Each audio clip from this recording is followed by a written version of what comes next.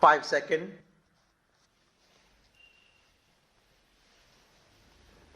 Start. Mr. Vice Chairman, I was speaking about the need for developing a strong UN delegation. I wish that the Honorable Prime Minister would give his attention to this aspect of the matter, particularly in view of the fact that in the next decade or two, politics all over the world would take on a complex character, and it is necessary that men are trained from now on for taking part in international affairs.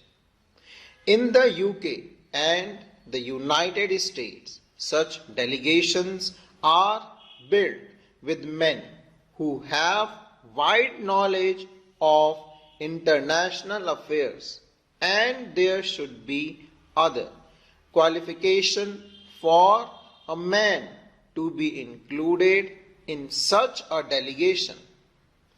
In this connection, I should also like to mention that it is time for government to develop sound conventions upgrading the conduct of affairs, foreign affairs.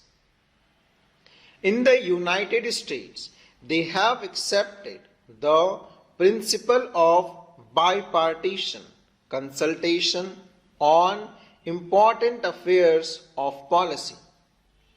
For example, when President Kennedy stood for election, President Eisenhower, even during the period of the conduct of the campaign of President Kennedy, kept him informed about major developments in foreign affairs.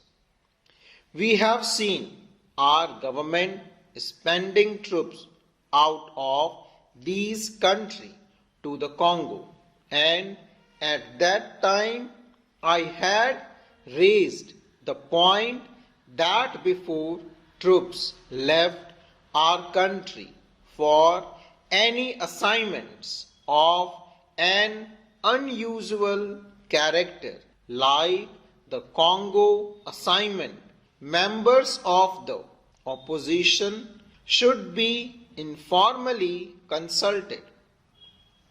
There will be no question of any leakage of information whatever if leaders in the opposition are consulted on important aspect of foreign policy. The consultative committee of the External Affairs Ministry does go some way to meet the needs of exchanging information about foreign affairs, but the informal consultation of the kind that I mentioned, where the leader of the opposition and leaders of other parties are called and told by the Prime Minister about unusual developments, would strengthen the convention from the foreign policy of the country, has the support not only of the Congress party but also of the entire country. I was speaking about our external publicity, and it is a subject on which I think I can speak with some confidence, as I have been an old-time newspaper man in this country.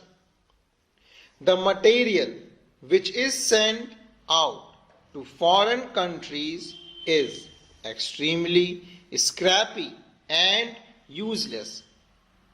There is included in these messages, some statement of what this minister was saying somewhere. We are trying to give publicity to ministerial activities, and it is inevitable that some such publicity should be given because ministers are in charge of the government, but one abroad does not get a real idea of what is happening in the country. I would like to suggest for the consideration of the External Affairs Ministry that they should spend a fortnightly assessment of what is happening in India, written dispassionately, not to please the minister or to highlight something that he has done, but to give an objective assessment of what is going on in the country.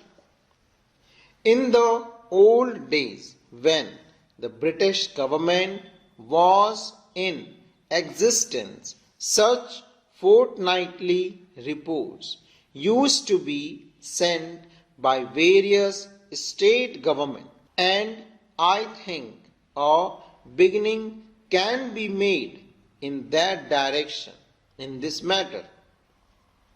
The other point I would like to suggest is that publicity is a complicated and technical matter.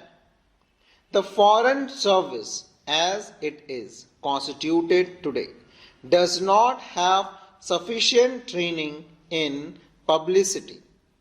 The Estimates Committee, which went into the demands of the External Affairs Ministry, mentioned about the method of training which have been adopted, but since our Foreign Service men are not trained in publicity work, and one sees, for example, that a lot of confusion has arisen in the United States over Ambassador Nehru's statement.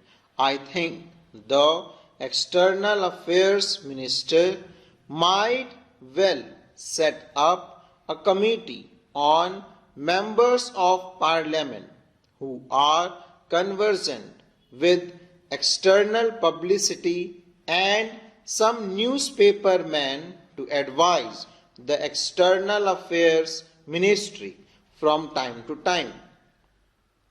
I do not think that the committee will ask for information which is confidential or secret, but they can assist the newspaper men. There are a handful of competent men who would be willing to serve on the committee in the advisory capacity. They would be able to tell the External Affairs Ministry what should be done in order that our news publicity abroad is better. I might mention also that the Estimates Committee had recommended the creation of a cultural cell. Sir, to my mind, we have also to be clear in our mind regarding the objective of rural industrialization. Do we mean to have only diversification of rural economy, and are we going to have rural industrialization only in order to give some help to those who find themselves unemployment during a certain period of the year? Are we aiming at utilizing local resources and meeting local needs through diversification of rural economy, or have we a more fundamental objective in mind when we are trying to industrialize the rural areas? Without this, I am afraid rural industrialization will not be possible, full stop.